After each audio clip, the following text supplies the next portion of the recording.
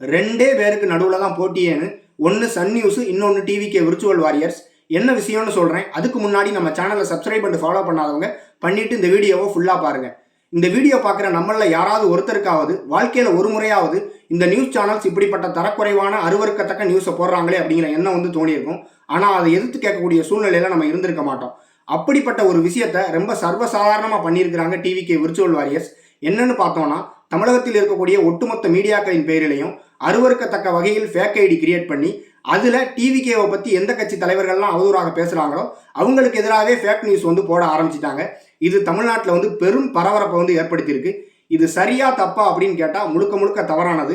ஏன்னா எதிர்காலத்தில் இதே மாதிரி வேற யாருக்காவது ஃபேக் நியூஸ் ஸ்ப்ரெட் பண்ணணும்னா நியூஸ் சேனல்ஸ் பேர்லேயே ஃபேக் ஐடி கிரியேட் பண்ணலாம் அப்படிங்கிற ஒரு எண்ணம் வந்து தோணிடக்கூடாது. அதனால தான் இதை வந்து நான் தவறுன்னு சொல்கிறேன்.